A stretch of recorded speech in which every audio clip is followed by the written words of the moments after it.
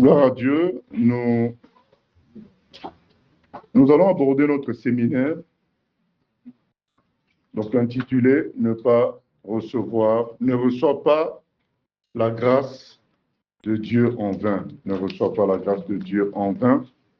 Et nous avions deux versets principaux à lire concernant ce sujet. Ne reçois pas la grâce de Dieu en vain. Nous commençons par le premier passage, 2 Corinthiens 6. 2 Corinthiens 6, 1 à 2. 2 Corinthiens 6, 1 à 2. Il est écrit ceci, 2 Corinthiens 6, 1 à 2. Il est écrit, puisque nous travaillons avec Dieu, nous vous exhortons à ne pas recevoir la grâce de Dieu en vain. Car il dit, au temps favorable, je t'ai exaucé, au jour du salut, je t'ai secouru. Voici maintenant le temps favorable, voici maintenant le jour du salut. Donc ce verset nous dit que au moment où tu penses à tes problèmes, à tes affaires, à tes difficultés, c'est le temps favorable de Dieu pour toi.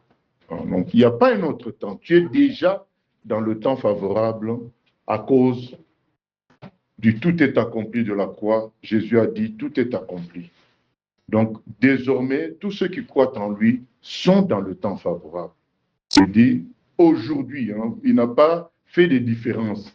Il a dit pour tous ceux qui lisent, car il dit au temps favorable, je t'ai exaucé. Au jour du salut, je t'ai secouru. Mais ça, c'était avant. Le frère Paul dit, maintenant que Christ est passé, il n'a pas dit exactement comme ça, mais il veut dire que ce verset-là avait été donné précédemment, mais pour dire qu'il y a un temps favorable. Mais aujourd'hui, pour les chrétiens, il n'y a plus un temps favorable à venir. Le temps favorable, c'est aujourd'hui. C'est ce qui est écrit. Voici maintenant le temps favorable. Voici maintenant le jour du salut. C'est aujourd'hui. Donc, c'est pourquoi il nous est demandé de ne pas recevoir la grâce de Dieu en vain. Que nous ne recevions pas la grâce de Dieu en vain. Puisque la grâce de Dieu, c'est la bonté de Dieu qui se manifeste en notre faveur. C'est le fait qu'il nous a créés. Ça, c'est la grâce de Dieu. Personne ne peut dire qu'il s'est créé tout seul. Personne ne peut dire qu'il s'est donné la vie tout seul. Personne ne peut dire qu'il respire tout seul. Parce que si nous décidions de respirer, les riches n'accepteraient pas la mort. Ils voudraient bien respirer toujours. Mais s'ils meurent, c'est qu'ils n'ont pas pu retenir leur respiration. Voilà. Et il y a quelque chose qui a arraché leur respiration, ça c'est Dieu. Et donc, tout ça c'est la grâce de Dieu, que ce soit le fait qu'il nous a créés, le fait qu'il nous a donné le souffle de vie, une intelligence, et le meilleur c'est le fait d'avoir donné son Fils Jésus pour nous. Tout ça c'est la grâce de Dieu. Et recevoir ces grâces-là, ce n'est pas juste pour se satisfaire. C'est comme, on pourrait penser que recevoir ces grâces, c'est tu reçois une nourriture, tu manges et tu dors. Non. Recevoir la grâce de Dieu, c'est comparable aux athlètes qui prennent des vitamines, qui prennent des potions pour pouvoir être forts et courir et faire leur sport. Donc, eux, ils avalent, ils prennent, ce n'est pas pour aller dormir, mais c'est pour réussir, atteindre leurs objectifs. Donc, quand Dieu parle de ces grâces que nous devons recevoir, ne pas les recevoir en vain, ça veut dire que tu ne reçois pas pour dormir, tu ne reçois pas pour éteindre, tu reçois pour atteindre des objectifs de Dieu dans ta vie et dans l'humanité. C'est ça le but de la grâce de Dieu. On la reçoit afin que les objectifs de Dieu dans nos vies soient atteints et ces objectifs à travers nous pour l'humanité. Donc c'est ça notre thème. Qu'est-ce que tu fais de la grâce de Dieu? notre thème dit, ne reçois pas cette grâce en vain. Réveille-toi. Pendant que toi, tu es en train de mépriser la grâce de Dieu, l'intelligence qu'il t'a donnée, il y a d'autres qui utilisent ça pour étudier. Pendant que tu méprises ta respiration, il y a d'autres qui utilisent ça pour faire le sport. Pendant que tu méprises le fait que tu es né dans telle ou telle autre famille, mais il y a des gens qui aimeraient juste avoir une famille comme la tienne. Juste comme la tienne, ils seraient très, très contents. Voyez? Donc, c'est très important cette thématique que nous avons reçue, parce que le jugement de Dieu aura lieu aussi en fonction des grâces qu'on a reçues. Qu'est-ce que tu as fait de ce que Dieu t'a donné? C'est ça qui est le thème d'aujourd'hui. Et nous lisons le deuxième verset, c'est 1 Corinthiens 15, 10. 1 Corinthiens 15, 10. Il est écrit ceci. 1 Corinthiens 15, 10. Par la grâce de Dieu, je suis ce que je suis, et sa grâce envers moi n'a pas été vaine. Loin de là, j'ai travaillé plus que eux tous. Non pas moi, toutefois, mais la grâce de Dieu qui est avec moi. Donc le frère Paul dit, je suis ce que je suis par la grâce de Dieu, mais cette grâce n'a pas été inutile. Ça n'a pas été vain puisque cette grâce-là a fonctionné à travers moi pour sauver beaucoup de gens, pour faire beaucoup de choses. Nous savons tout ce que Paul a fait. Il a fait des voyages missionnaires en grande quantité. Il a prêché dans des conditions difficiles. Il a combattu les bêtes à Éphèse. Tout ça pour la gloire de Dieu. Il dit, mais la grâce de Dieu en moi n'a pas été vaine puisqu'elle a atteint ses objectifs. Voilà. Et avant de mourir, il dit, j'ai combattu le bon combat, j'ai gardé la foi. Donc la grâce de Dieu n'a pas été vaine dans sa vie. Ça n'a pas été inutile.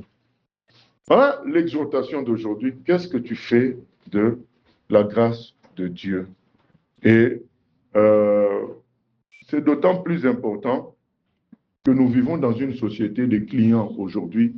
Aujourd'hui, tout le monde réclame des choses. Tout le monde passe son temps à réclamer. Je veux ceci, je veux cela. Ah, si je pouvais être millionnaire. Ah, si je pouvais avoir tel diplôme. Ah, si je pouvais être dans tel pays. Donc tout le monde, ah, si je pouvais être en bonne santé.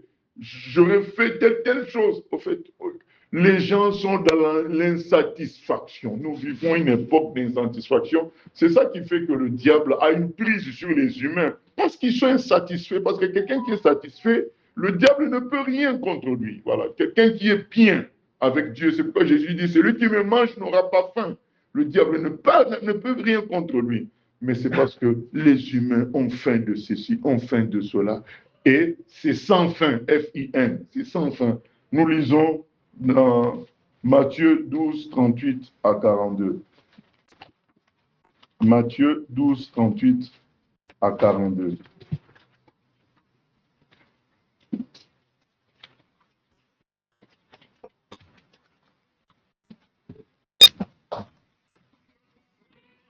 Matthieu 12, 38 à 42, il est écrit ceci.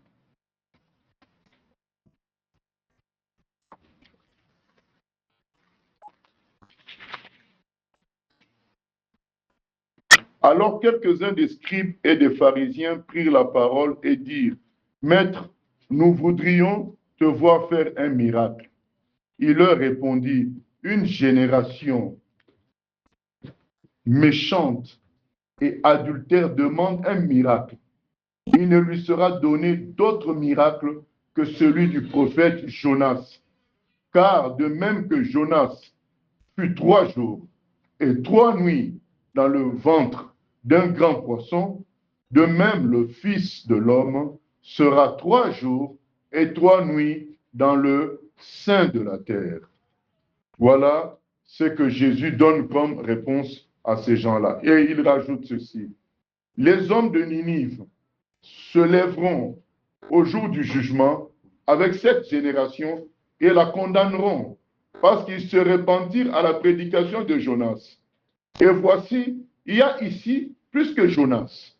La reine du Midi se lèvera au jour du jugement avec cette génération et la condamnera parce qu'elle vint des extrémités de la terre pour entendre la sagesse de Salomon. Et voici, il y a ici plus que Salomon. Voilà, donc ces gens-là demandent un miracle à Jésus. Mais pourtant, Jésus en avait déjà fait combien? Il a dit, oh, ça suffit comme ça. Je ne veux pas tomber dans votre panneau, je ne veux pas tomber dans votre jeu. Et c'est ça qu'il dit aux chrétiens aujourd'hui. Ça suffit. Les chrétiens d'aujourd'hui ne font que réclamer, se plaindre. Il me manque ceci, il me manque cela. Je veux un miracle. Dans notre église, il manque telle chose. Voilà. Dans notre pays, il manque ceci. Dans ma famille, tout le temps en train de se plaindre et là, ces gens-là, ils avaient vu des miracles, des miracles, des miracles, et maintenant, ils en veulent encore. Les chrétiens, si aujourd'hui on dit, mais on va faire une soirée témoignage, ils vont être nombreux à lever la main pour dire, Dieu a fait telle chose dans ma vie, Dieu a fait telle chose dans ma vie. Mais le lendemain à peine, vous les entendrez se plaindre de ceci, se plaindre de cela, se plaindre. Voilà la réalité d'aujourd'hui. Donc notre thème est essentiel parce que ça répond à une des problématiques d'aujourd'hui, c'est que le chrétien est insatisfait.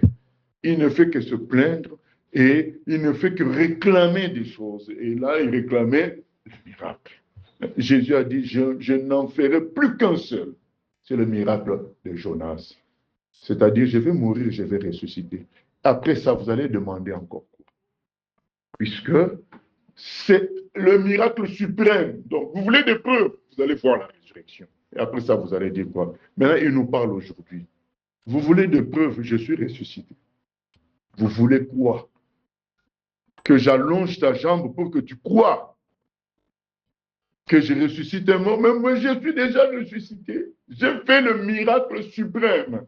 Maintenant, celui, c'est ça notre thème d'aujourd'hui, c'est lui qui veut entrer dans ce miracle-là pour produire les autres, il y entre. Donc, ça veut dire, celui qui utilise la grâce de Dieu, il va vivre tous les autres miracles. Parce que cette grâce, c'est quoi? Premièrement, la création. Il nous a créés, c'est la grâce de Dieu. Il nous a donné le fonctionnement. Le frère Paul en parle dans Actes des Apôtres 17, dans Actes des Apôtres chapitre 14. Il explique la même chose. Il dit, Dieu a créé tous les humains. C'est lui qui leur donne les pluies, c'est lui qui leur donne le souffle, c'est lui qui leur donne la joie dans le cœur, c'est lui qui leur donne les bons événements. Il dit que Dieu a toujours fait ça, a montré son signe à tous les humains à travers la création, l'air, la respiration, le soleil, la pluie. Il a toujours montré qu'il était présent à travers les humains, à travers la naissance d'un bébé. Il a toujours montré qu'il a été présent. Ça, c'est première, la grâce universelle. Maintenant, il y a une grâce universelle dans le sens où ça s'applique à tout le monde. Maintenant, il y a une grâce spéciale que Dieu donne à l'humanité, c'est la mort et la résurrection de Jésus, la venue de Jésus pour le salut de tout homme.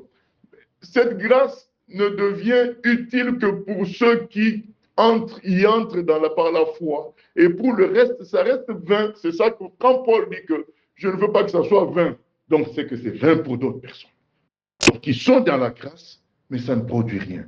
Ils sont dans la grâce, mais ils sont tout le temps tristes. Ils sont dans la grâce, mais ils sont en train de se plaindre. Maintenant, finalement, cette grâce, c'est quoi? Donc, premièrement, la création et tout ce qui est lié, la famille que Dieu t'a donnée, les enfants que Dieu t'a donnés, tout ça, c'est la grâce de Dieu parce qu'il y a des gens qui t'envient. C'est la grâce de Dieu. Nous sommes là à dire, mais il me manque ceci, il me manque. Oui, mais Jésus dit, mais est-ce que tout ça, c'est important? Ce qui te manque là, est-ce que c'est vraiment important tel que toi, tu manifestes ça? N'est-ce pas la résurrection, que la résurrection est supérieure à tout ça? Lui dit, je vais faire le miracle de la résurrection. Après ce miracle, celui qui n'a saisi pas, il se perdra. Le miracle de la résurrection est supérieur à toute autre demande, à tout autre miracle. C'est-à-dire, quand quelque chose est pourri, ramener ça à devenir normal, on n'a jamais vu ça. On peut toujours répéter, hein, faire plusieurs gâteaux de la même forme, du même goût. On répète la recette. Créer, on peut toujours créer. Mais ressusciter un gâteau qui est pourri, une viande pourrie, faire redevenir ça normal, ça n'existe pas.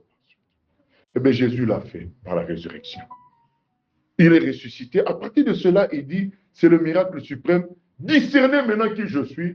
Et il nous a dit à la croix, tout est accompli. Donc nous avons ces deux grâces, la grâce universelle sur tout homme et la grâce particulière en Jésus-Christ par sa mort et sa résurrection. Donc un enfant de Dieu est dans les deux et donc devrait maintenant manifester les fruits liés à ces grâces-là. Donc un exemple concret nous est donné dans Ésaïe 5, parce qu'il faut des exemples concrets pour saisir la pensée divine. Ésaïe 5.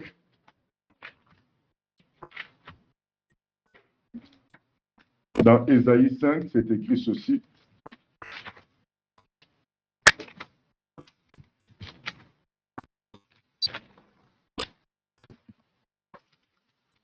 À partir du premier verset. Je chanterai à mon bien-aimé le cantique de mon bien-aimé sur sa vigne. Mon bien-aimé avait une vigne sur un coteau fertile. Il en remua le sol, ôta les pierres et y mit un plan délicieux. Il bâtit une tour au milieu d'elle et il y creusa aussi une cuve. Puis il espéra qu'elle produirait de bons raisins. Mais elle en produit de mauvais. Maintenant donc, habitants de Jérusalem et hommes de Juda, soyez juges contre moi, entre moi et ma vigne. Qui avait-il encore à faire à ma vigne que je n'ai pas fait pour elle? Pourquoi quand j'ai espéré qu'elle produirait de bons raisins, en a-t-elle produit de mauvais? Je vous dirai maintenant ce que je vais faire à ma vigne. J'en arracherai la haie pour qu'elle soit goûtée, j'en abattrai la clôture pour qu'elle soit foulée aux pieds, je la réduirai en ruine. Elle ne sera plus taillée ni cultivée. Les ronces et les épines y croîtront et je donnerai mes ordres aux nuées afin qu'elles ne laissent plus tomber la pluie sur elle. La vigne de l'Éternel des armées, c'est la maison d'Israël. C'est le chrétien en fait. Les hommes de Juda, c'est le plan qu'il chérissait. Il avait espéré de la droiture, et voici du sang versé, de la justice, et voici des cris de détresse. Voilà une histoire où une personne a planté une vigne. Il a mis la vigne dans des conditions optimales pour que ça produise des bons fruits. Rien du tout ne s'est produit. Alors il dit, mais vous voulez que je fasse quoi? J'ai fait tout ce qu'il fallait. J'ai mis de l'eau, j'ai mis une clôture, j'ai fait tout ce qu'il fallait pour que cet arbre-là produise, mais ça n'a pas produit. Donc Dieu nous dit la même chose, mais ma grâce est sur vous. Pourquoi vous ne vous en servez pas de cela? Vous êtes là à réclamer ceci, à réclamer cela. Utilisez la grâce qu'on vous a donnée déjà. La grâce, je répète encore, c'est la création. Toutes les qualités, les circonstances de ton existence, ça c'est la grâce de Dieu. Et deuxième chose, l'œuvre de Christ à la croix et sa résurrection. C'est la grâce infinie. C'est pourquoi Jésus a dit, désormais, vous demanderez à mon nom, vous recevrez tout. 1 Jean 5, 14, 15 dit, tout ce que vous demandez à mon nom, je vous écoute. Et si je vous écoute, vous avez la chose, quelle qu'elle soit. Parce qu'il sait qu'il est mort maintenant, il est ressuscité. Il a vaincu tout ce qui pouvait être un obstacle. Alors, pourquoi ne pas se saisir de ça et avancer? C'est ça notre thème. Donc, aujourd'hui, saisis la grâce de Dieu et fonctionne avec cette grâce. Tu as la grâce, mais tu dis, comme certains disent, bon, si j'avais tel montant, j'aurais fait telle chose. Et le jour où il a ce montant, il n'a rien fait non plus. Au lieu de commencer avec le peu qu'il a, il ne veut pas. Il dit, il me manque. Vous savez, il y a, dans la Bible, on ne va pas lire ça parce qu'il y a d'autres versets à lire. Il y a un patron qui a donné 5 talents à l'un de 5 talents, c'est une grosse somme. Hein? Un talent, c'était une grosse somme. Il donne 5 talents, il va s'absenter, il donne 5 talents à un de ses serviteurs. 3, 2 à un autre, et puis 1 au dernier. Il dit fructifier ça. Le troisième, il a enterré. C'est ce dont on est en train de parler. Donc tu prends la grâce de Dieu, tu enterres. Et quand le maître est venu, il dit, mais tu as fructifié le talent que je t'avais donné. Oui, mais ce n'était qu'un talent. Donc en plus, moi j'avais peur que tu me grondes si ça ne marche pas. Alors j'ai enterré. Mais le maître s'est fâché. Il a dit, mais tu sais combien de gens il y a dans ce monde qui aimeraient bien qu'on leur donne un talent pour commencer une activité? Moi, je t'ai donné. Et si tu avais une telle mauvaise foi, tu aurais dû prendre ce talent-là, donner à la banque, au moins ça m'aurait produit des intérêts. Voyez, le maître était fâché qu'on enterre. On enterre la grâce, on enterre le don qu'on lui a fait. Il a enterré sous prétexte que le maître ne serait pas peut-être satisfait. Oui, mais ce n'est qu'un talent. Voilà. Donc, il y a des gens qui ne font rien parce qu'ils pensent toujours qu'il leur manque quelque chose pour faire. Et leur jugement sera grave. Parce que nous avons un chant où nous chantons, nous disons, et qu'as-tu fait de tes talents? Voilà. Qu'est-ce que tu as fait de ça? Il y aurait un jugement là-dessus. On appelle ça le tribunal de Christ. On te posera la question, mais oui, mais qu'est-ce que tu as fait de tout ce que je t'ai offert comme talent, comme don spirituel? Tu vas dire, oui, mais on était dans une petite église. Mais qu'est-ce que ça a à voir? On te dira, mais qu'est-ce que ça a à voir? Ah oui, mais bon, le pasteur refusait que je fasse. Mais qu'est-ce que ça a à voir? Tu n'es pas obligé de prêcher devant la chair de l'église, forcément. Tu peux prêcher à ta famille, tu peux prêcher. Je t'avais donné le don d'expliquer la parole. Tu pouvais expliquer ça aux gens de ta famille, tu pouvais expliquer ça à des amis. Donc, pour toi, il fallait seulement prêcher avec un micro. Voilà. Donc, Dieu demandera des comptes aux uns aux autres. Toujours est-il que Jésus a dit, ça suffit. J'ai fait suffisamment de miracles. Maintenant, j'ai fait le miracle de la résurrection. Saisissez-vous de cela et produisez du fruit. C'est ce que nous voulions dire aux uns aux autres aujourd'hui. Saisissons-nous de la grâce de Dieu, c'est-à-dire de l'œuvre de Christ à la croix, de la fidélité de Dieu, de l'amour de Dieu, de la Bible. Donc, on a plein de grâces. Bible, Saint-Esprit, l'œuvre de Christ à la croix, résurrection de Christ, tout ça, c'est le don que Dieu nous a fait. Maintenant, sers-toi de ça et produis du fruit pour sa gloire. C'est très important, bien-aimé. Arrêtons de dire, je bougerai pour Dieu quand j'aurai telle chose. On est en train de dire, mais il me manque telle chose. Non, non, non.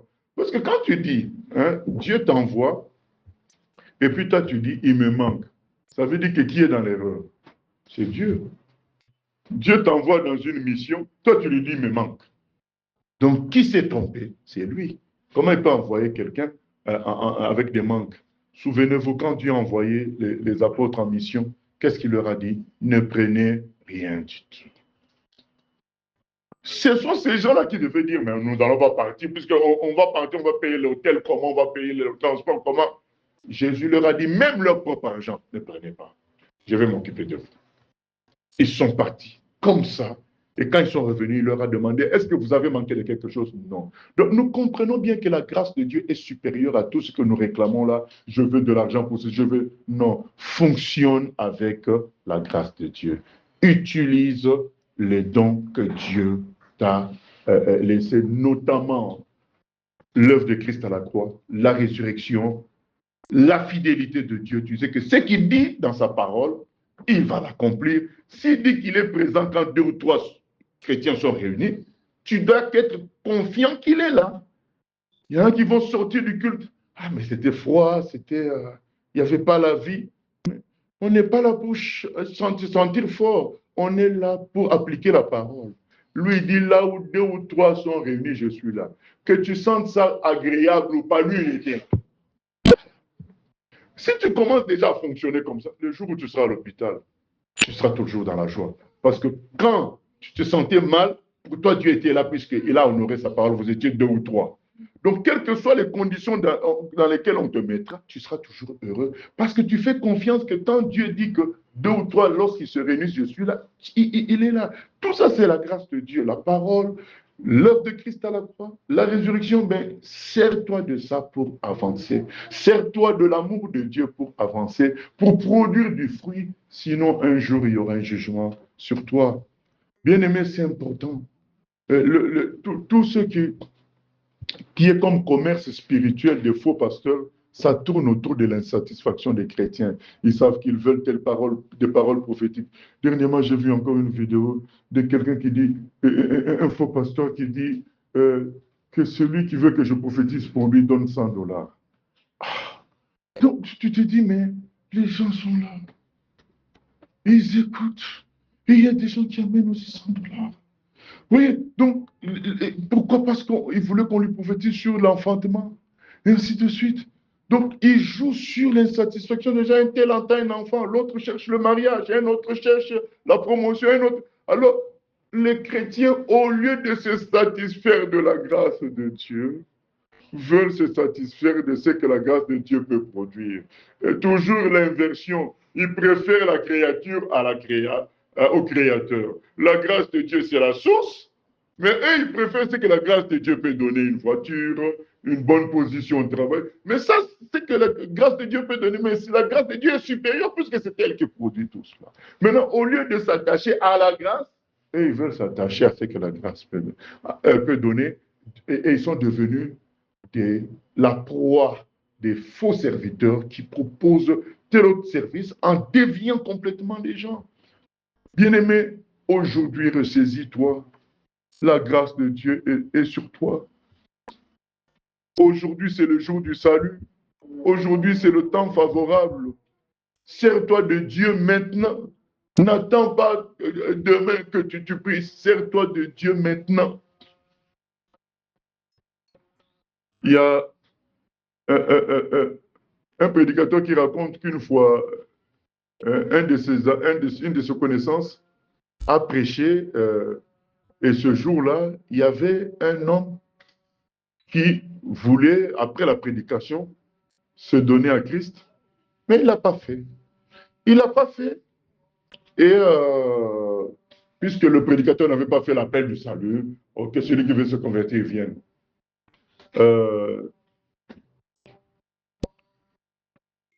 C'est comme si on dépose des liasses de millions de dollars là, et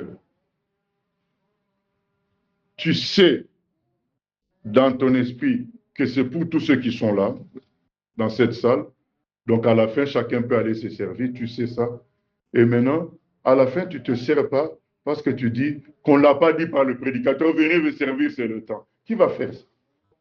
C'est toi-même qui va t'intéresser. Oh, aujourd'hui, on ne distribue pas. C'est toi-même qui va t'intéresser. Parce que tu sais que habituellement, hein, on distribue les millions ici.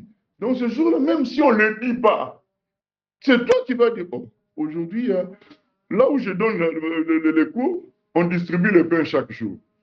Donc même si ce n'est pas écrit, puisqu'il y a des apprentis, des boulangers qui font le pain, donc comme eux, ils font ça dans le cadre de leurs études, ça reste et puis on distribue aux formateurs le soir.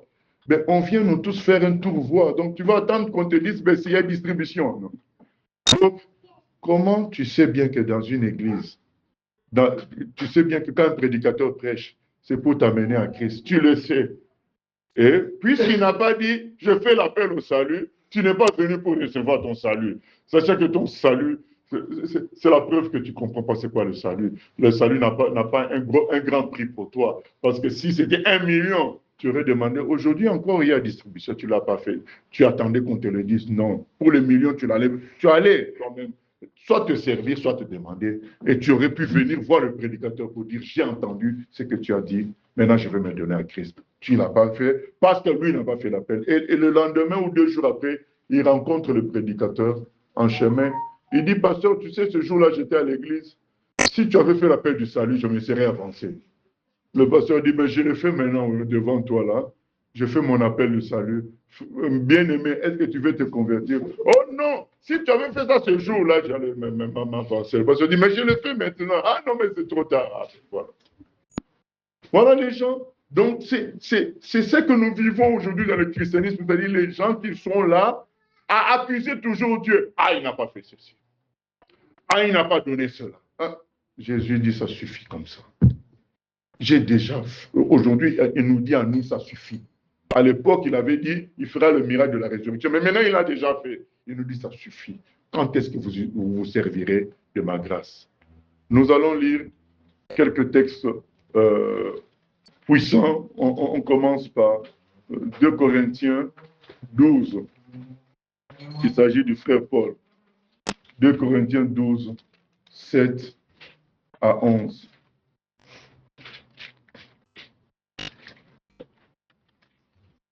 Il est écrit ceci. C'est le frère qui nous parle, 2 Corinthiens 12, à partir du verset 7. Et pour que je ne sois pas enflé d'orgueil à cause de l'excellence de ces révélations, il m'a été mis une écharde dans la chair, un ange de Satan, pour me souffleter et m'empêcher de m'enorgueillir. 3 fois j'ai prié le Seigneur de l'éloigner de moi. Et il m'a dit, ma grâce te suffit, car ma puissance s'accomplit dans la faiblesse. Je me glorifierai donc bien plus volontiers de mes faiblesses, afin que la puissance de Christ repose sur moi. C'est pourquoi je me plais dans les faiblesses, dans les outrages, dans les calamités, dans les persécutions, dans les détresses pour Christ. Car quand je suis faible, c'est alors que je suis fort. Amen. Voilà. Le frère Paul souffrait. Il souffrait. Il souffrait de quelque chose, on ne sait pas exactement, mais il en souffrait sérieusement. Il a prié 3 fois. Et la réponse du Seigneur après la 3e prière a été, ma grâce te suffit. Le Seigneur n'a pas dit, je vais te guérir. Il lui a dit, ma grâce te suffit, car ma puissance se manifeste dans la faiblesse. Ma grâce te suffit. Ça veut dire que je sois présent autour de toi, en toi, que je sois ton Père, que je sois ton Dieu, que Christ soit mort à la croix pour toi, qu'il est ressuscité. Paul, tu es dedans, tu es dans la gloire. Cette gloire-là est supérieure à ton problème de charde. Ma grâce te suffit. Nous devrions méditer sur cette réponse-là. Ma grâce te suffit. Que veut dire cette réponse? Tu as déjà tout ce qu'il faut pour que tu sois heureux. C'est ça que veut dire cette réponse. Tu n'as pas besoin que je fasse ce que tu me demandes là pour être heureux. Est-ce à dire que nous ne devons plus demander? Non. Nous devons toujours, si nous devons continuer toujours à demander. Mais plus dans le même esprit qu'avant d'insatisfaction. Tu demandes comme si, sans ce que tu demandes, tu seras malheureux. Non. Tu demandes parce que tu es sûr que Christ a tout accompli et qu'il peut te donner tout ce que tu veux. Pas parce que ce que tu demandes devient comme un Dieu pour toi. Tu baignes dans la gloire de Dieu. Tu sais que Dieu s'occupe de tout. Et donc, quand tu demandes avec une assurance, l'assurance de ceux qui sont sûrs de l'amour de Dieu, de tout ce que Jésus a fait pour nous, mais c'est ce que Dieu veut pour nous. Se servir de la grâce de Dieu pour vivre heureux et pour produire du fruit pour le Seigneur. La vie sur terre n'est pas facile.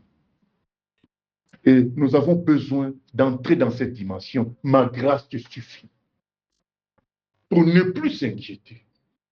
1, pour ne plus être malheureux. 2, pour produire du fruit pour le Seigneur. C'est-à-dire avancer avec lui. Ne pas se dire, je dois faire un voyage en voiture, il me faut le montant de 3 pleins d'essence, mais j'en ai qu'un plein, mais je pense que Dieu veut que j'aille évangéliser telle personne qui habite à 1000 km. J'attends d'abord qu'il me donne l'argent et puis je vais partir. Tu es dans la contradiction. Tu dis que Dieu veut que tu ailles maintenant, mais comme il n'y a pas suffisamment d'argent, j'attends qu'on me donne et puis je vais partir. Ça, c'est l'attitude de ceux qui ne sont plus dans la grâce de Dieu, qui posent des conditions à Dieu, qui ne sont plus sûrs de Dieu. Vous savez, Meltari, quand il y a eu le réveil en Indonésie, réveil qui a fait qu'un jour, ils étaient en train de traverser une rivière et les crocodiles ont commencé à venir pour les manger, pour les attaquer. Ils ont donné l'ordre aux crocodiles de faire demi-tour. Les crocodiles ont fait demi-tour. Tellement Dieu a fait des choses extraordinaires pendant ce réveil. Et pendant ce réveil, un jour, Dieu dit à Mel, je veux que tu ailles aux États-Unis. Il lui donne le nombre de jours. Je veux que tu ailles aux États-Unis. Tu sois à tel jour aux États-Unis. Mais lui dit, mais il faut quand même un visa, mon vieux. Il faut quand même voilà, de l'argent. Je vais m'acheter un billet d'avion. Vous savez, bien aimé, il a fait les choses par étapes. Il n'a pas attendu que tout soit réuni. Première étape, trouver un moyen d'arriver dans un petit village où il y a un frère ou bien une soeur qui avait une 4x4 qui peut l'amener dans la ville principale. Il fait l'étape. La voiture 4x4 se montre, il y entre, on l'amène jusque dans la capitale. Et dans la capitale, il faut le visa pour aller aux États-Unis. Il va au consulat américain. On lui dit, mais tu vas là-bas, dans quel but? Et c'est Dieu qui m'a demandé d'y aller. Oh, quelle réponse! Mais il ne fait que vivre la grâce de Dieu. L'assurance que Dieu, Jésus a tout accompli. À la croix, il a dit tout est accompli. Il faut vivre cela. Il ne faut pas parler de ça seulement, il faut vivre cela. Il dit oui, mais je suis venu pour ça. Il m'a dit ça. Dieu est tout puissant. Il était tombé sur la consul qui était une chrétienne.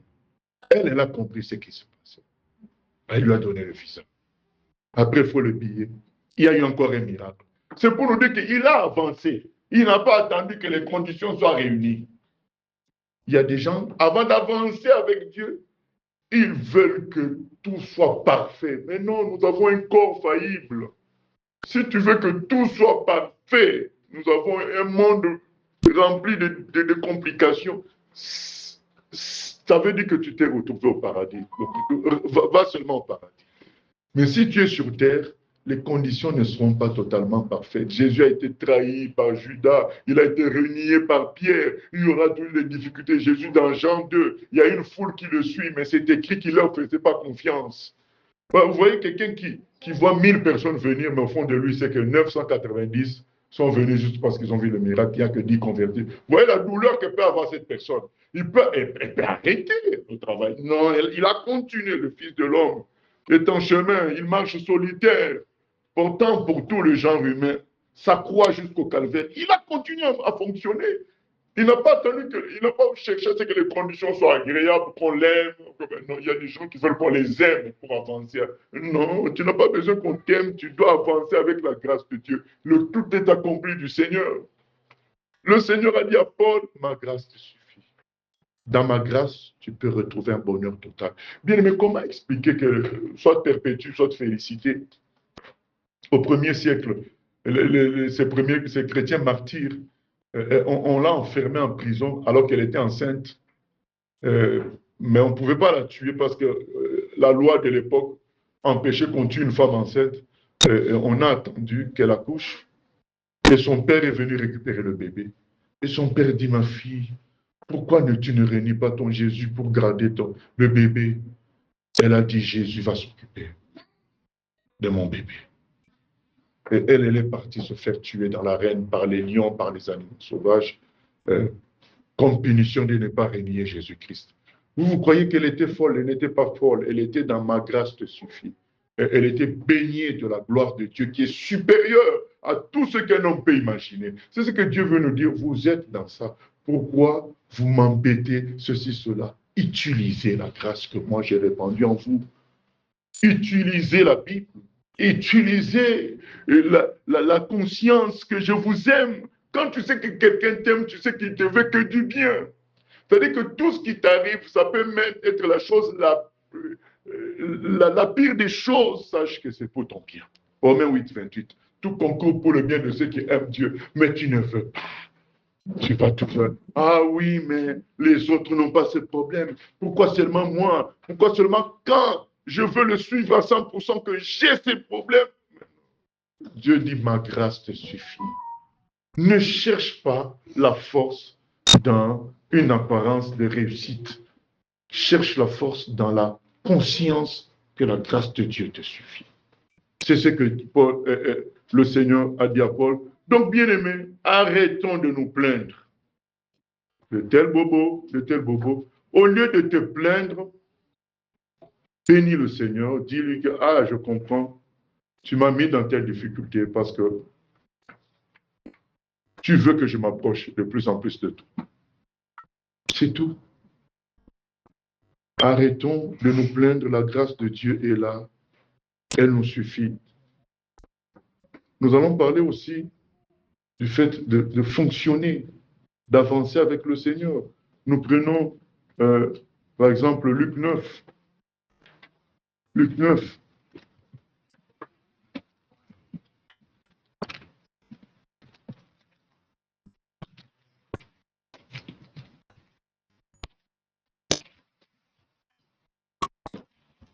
Luc 9, à partir du verset 11.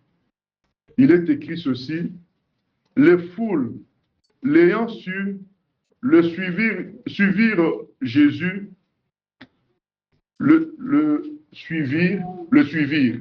Jésus les accueillit et il leur parlait du royaume de Dieu. Il guérit aussi ceux qui avaient besoin d'être guéris. Comme le jour commençait à baisser, les 12 s'approchèrent et lui dirent, renvoie la foule afin qu'elle aille dans les villages et dans les campagnes des environs pour se loger et pour trouver des vivres, car nous sommes ici dans un lieu désert. Jésus leur dit, donnez-leur vous-même à manger. Il y a 5000 personnes qui sont là et les gens disent à Jésus, tu ne peux pas continuer à prêcher comme ça, les gens ont faim, renvoie-les. Pour qu'ils aillent se débrouiller et trouver la nourriture. Jésus leur dit, donnez-leur vous-même à manger. Qu'est-ce que ça veut dire? Vous avez ce qu'il faut. Arrêtez de vous plaindre. Vous avez ce qu'il faut. Dans Luc 21, Jésus va louer qui? Dans Luc 21, il loue quelqu'un dans Luc 21. C'est la femme qui a donné 2 pièces. Il y a des gens qui sont là. Je n'ai rien, je ne donne rien à Dieu. Mais en réalité, il a 20 dirhams. Je n'ai rien, je ne donne rien à l'autre. En réalité, il a 50. Mais parce qu'il estime que c'est trop peu, alors il cache ça. Vous savez, nous, quand nous avons été des responsables ici au temple à l'époque, dans les années 90 à l'EAM, on a dit ça suffit avec la logique de l'étudiant pauvre. Nous tous, nous étions des étudiants. On a dit ça suffit. Les étudiants ne sont là qu'à vivre de la mendicité, attendre le moment où l'Église fait des repas pour venir manger comme des pauvres, chocolat chaud, comme ça suffit. Nous allons imposer que chaque mois, nous tous, nous contribuons. À l'époque, c'était 2 dirhams seulement. C'est rien du tout. 2 dirhams, on a dit, chaque étudiant doit contribuer 2 dirhams pour l'œuvre de Dieu. Et s'il ne le fait pas le jour de l'Assemblée générale, il ne votera pas.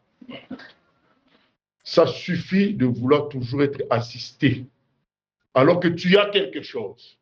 Parce que comment tu manges chaque jour? Donc tu as quelque chose. La veuve, elle a donné les 2 pièces. Et Dieu a acclamé, a dit, c'est ça qu'il fallait. Si tu aimes, tu donnes à celui que tu aimes. Il y a des gens qui parlent, lorsqu'ils prient, ils ferment les yeux comme si ils étaient au 7e ciel. Mais quand il s'agit d'agir pour Dieu, ils ne sont pas là. Oh, il me manque peut-être. Mais il ne te manque pas. Tu ne veux pas parce que tu es mécontent. Tu ne veux pas parce que tu n'as pas la foi en Dieu en réalité. Tu n'avances pas à cause de ça. C'est le manque de foi. Ce n'est pas le manque de choses, c'est le manque de foi. Et c'est le manque d'amour pour Dieu aussi. Tout ça. Alors, Jésus leur dit, donnez-leur vous-même à manger. Ça veut dire que vous avez. Je me souviens même à l'époque, toujours à cette époque-là, il y avait une sœur parmi nous qui était venue me voir en détresse en disant, c'était même pas notre sœur en Christ, en fait, c'était la mère du fils d'un de nos frères à Christ. Elle était musulmane, mais elle savait qui nous étions. Elle est venue me voir pour me dire, mais le propriétaire, il est, il est devant la maison, il me somme de le payer tout de suite. Sinon, je n'entre pas. Regarde, j'ai le bébé entre les mains, là, tout ça. Vous savez, j'étais coincé parce que moi aussi, je n'avais pas d'argent. Et puis, il y a une force qui est venue en moi. Je lui ai dit, va maintenant. C'est réglé, il ne va plus t'embêter. Voyez, nous avons l'autorité en Jésus-Christ de commander sur les démons, les humains, sur les situations même. Nous avons l'autorité de dire, silence, tais-toi, la tempête s'arrête. Une fois, on était en évangélisation à La Réunion, à l'île de La Réunion, la pluie a commencé, les bien-aimés sont partis cacher. Moi, je dis, c'est la pluie qui doit m'obéir, qui doit se refouler. Moi, je ne veux pas aller me cacher de la pluie. Je reste là, il y a eu quelques gouttes, et puis ça s'est asséché en 5 minutes, ça s'est arrêté. On a cette autorité-là. Ah, oui, mais on n'a pas évangélisé à cause de la pluie, oh frère. Manque de foi, manque de détermination, manque de compréhension du fait que donnez-leur vous-même à manger. C'est-à-dire que vous êtes capable. Et qu'est-ce qui s'est passé? Qu'est-ce qu'ils ont dit? Ils ont dit, nous avons 5 pains. Jésus leur dit, donnez-leur, verset 15, donnez-leur vous-même à manger. Mais ils répondirent, nous n'avons que 5 pains et 2 poissons, à moins que nous n'allions nous-mêmes acheter des vivres pour tout ce peuple. Amen. Ces gens-là ont eu quand même la foi. Ils ont dit, nous avons 5 pains et 2 poissons. Et par la suite, Jésus-Christ a fait le miracle. Vous imaginez s'ils n'avaient pas prononcé qu'on a 5 pains et 2 poissons, Jésus n'allait rien faire. Jésus voulait qu'ils utilisent ce qu'ils ont d'abord et le reste viendra. Nous avons 5 pains et 2 poissons, amenez-moi ça. J'utilise ça en brisant le pain, et bien ça se multiplie. Nous, on a quelque chose dit, je garde, il faut que Dieu rajoute pour que j'agisse. Ah, tu vas traîner, tu vas tourner en rond. Vous savez, au rond-point, on bouge. Hein? Si tu as une voiture avec de l'essence, l'essence diminue en tournant au rond-point, mais tu n'as pas avancé, tu es toujours au même endroit. Jusqu'à ce que l'essence va finir, parce que tu ne saisis pas la grâce de Dieu et d'entrer et de produire avec la grâce de Dieu. Voilà un exemple qui nous montre notre problème. C'est que nous avons la grâce, mais nous ne la réalisons pas. Nous n'acceptons pas ce que dit la parole. Et ça finira toujours par des problèmes. Nous prenons l'avant-dernier texte. Ça se trouve dans Luc 15. Vous connaissez le texte, puisque ça fait partie de mes textes préférés et de nos anciens, parce que nos anciens l'ont dit, c'est la plus belle prédication de la Bible. Luc 15 à partir du verset 11. Il y a toutes les leçons dans ce texte-là. Et voilà, même là, je ne m'y attendais pas. Il y a encore le Saint-Esprit qui m'a montré qu'il y avait une leçon toujours là, et encore ici. Il dit encore, un homme avait 2 fils. Le plus jeune dit à son fils, mon père, donne-moi la part de bien qui doit me revenir. Et le père leur partagea son bien. Peu de jours après, le plus jeune fils, ayant tout ramassé, partit pour un pays éloigné, où il dissipa son bien en vivant dans la débauche. Lorsqu'il eut tout dépensé, une grande famine survint dans ce pays et il commença à se trouver dans le besoin. Il alla se mettre au service d'un des habitants du pays qu'il envoya dans ses champs garder les pourceaux. Il aurait bien voulu se rassasier des carouges que mangeaient les pourceaux, mais personne ne lui en donnait. Étant rentré en lui-même, il dit combien de mercenaires chez mon père ont du pain en abondance et moi ici, je meurs de faim. Je me lèverai, j'irai vers mon père, et je lui dirai, mon père, j'ai péché contre le ciel et contre toi. Je ne suis plus digne d'être appelé ton fils. Traite-moi comme l'un de tes mercenaires. Et il se leva et alla vers son père. Comme il était encore loin, son père le vit et fut ému de compassion. Il courut se jeter à son cou et l'embrassa. Le fils lui dit, mon père, j'ai péché contre le ciel et contre toi. Je ne suis plus digne d'être appelé ton fils. Mais le père dit à ses serviteurs, apportez vite la plus belle robe et la revêtez, mettez-lui un anneau au doigt et des souliers aux pieds. Amenez le veau gras et tuez-le. Mangeons et réjouissons-nous, car mon fils que voici était mort et il est revenu à la vie. Il était perdu et il est retrouvé. Et ils commencèrent à se réjouir. Or, le fils aîné était dans les champs. Lorsqu'il il revint et approcha de la maison, il entendit la musique et les danses. Il appela un des serviteurs et lui demanda ce que c'était. Ce serviteur lui dit, ton frère est de retour et ton père a tué le veau gras parce qu'il l'a retrouvé en bonne santé. Il se mit en colère et ne voulut pas entrer. Son père sortit et le pria d'entrer. Mais il répondit à son père, voici, il y a tant d'années que je te sers sans avoir jamais transgressé tes ordres et jamais tu ne m'as donné un chevreau pour que je me réjouisse avec mes amis. Et quand ton fils est arrivé, celui qui a mangé ton bien avec des prostituées, c'est pour lui que tu as tué le veau gras. Maintenant, c'est notre verset magnifique. Mon enfant, lui dit le père, tu es toujours avec moi et tout ce que j'ai est à toi. Tout ce que j'ai est à toi. C'est toi. C'est toi qui n'as pas voulu te servir, mon enfant. Tu es, tout est à moi. Donc, Jésus, à la croix, a crié, tout est accompli. Tout est accompli. Il est ressuscité pour prouver que ce qu'il avait crié a réussi. Tu as là tout. C'est toi qui n'as pas pris. C'est tout. Tout ce qui est à moi est à toi. Nous avons le Dieu qui nous dit tout ce que vous demandez en prière, croyez que vous l'avez obtenu, vous le verrez s'accomplir. Il dit tout cela. Bien-aimé, comment quelqu'un qui a fait autant de péchés a pu bénéficier d'une telle fête? Parce que lui, il a compris qu'il devait fonctionner désormais par la grâce. Il est venu demander la grâce auprès de son Père. Il a compris ça. Un de nos problèmes, c'est que nous voulons fonctionner par les œuvres. Nous voulons forcer, obtenir le salut par nous-mêmes, faire des choses par nous-mêmes. C'est ça qui nous crée des complications. Nous pensons que Dieu ne nous voit pas. Mais il ne voit pas que je souffre, il ne voit pas qu'il nous voit. Il voit. Mais toi, si tu ne vois pas la grâce que tu as, c'est qui te... Toi aussi, tu ne vois pas à qui tu as affaire. Vous savez, Marie savait à qui elle avait affaire. Quand le vin a manqué, elle a dit aux gens, oh, mais allez le voir. Ah bon? Oui, oui, allez le voir.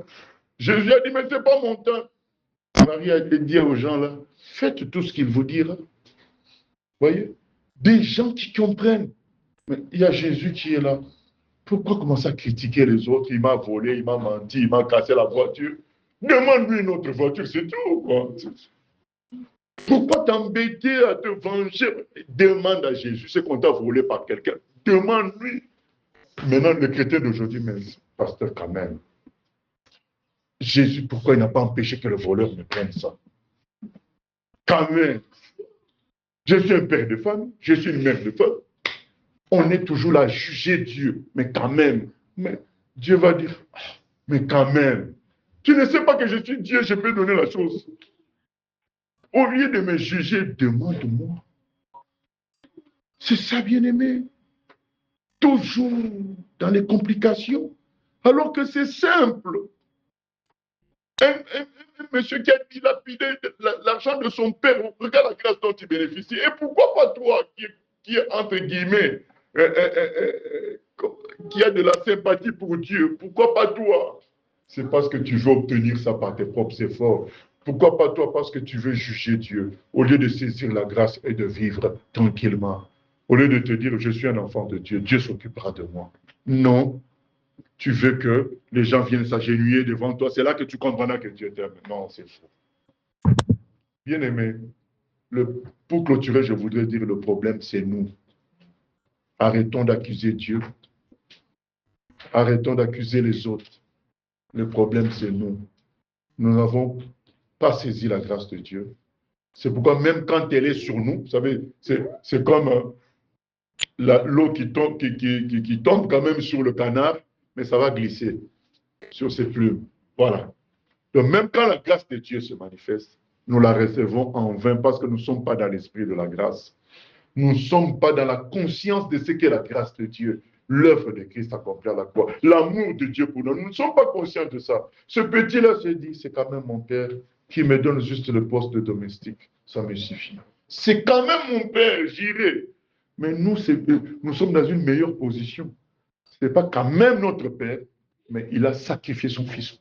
S'il a fait, et tout le reste, qu'est-ce qui est difficile pour lui de le faire? Arrêtons de juger Dieu. Arrêtons de bloquer notre élan en prétextant ceci, cela. Saisissons la grâce de Dieu. Produisons du fruit. Avançons avec le Seigneur au nom de Jésus parce que sinon, le jugement sera terrible pour nous. C'est écrit dans Luc 10, 13 à 16. Malheur à toi, Chorazin. Malheur à toi, Bethsaïda. Si les miracles qui se sont faits chez vous avaient été faits à Ninive ou bien les gens se seraient convertis.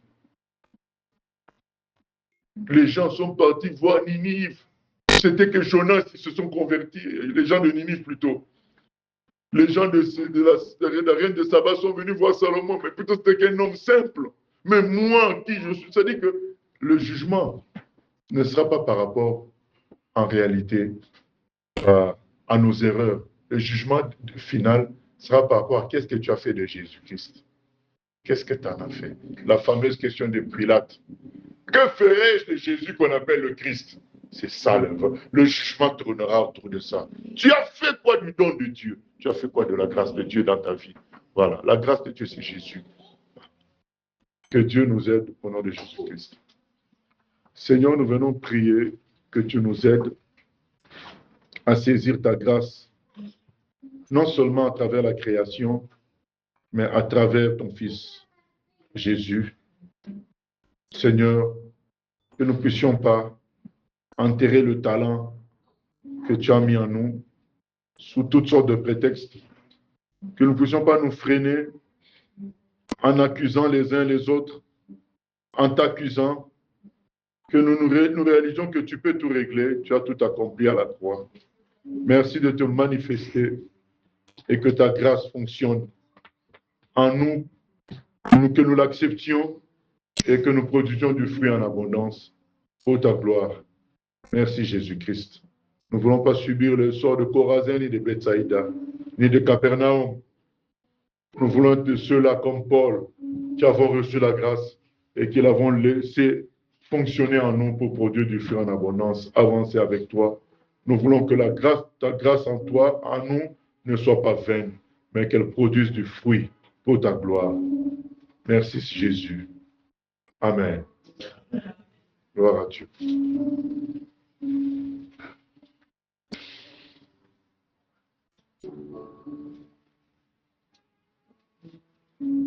C'est pas une question, c'est quelle question?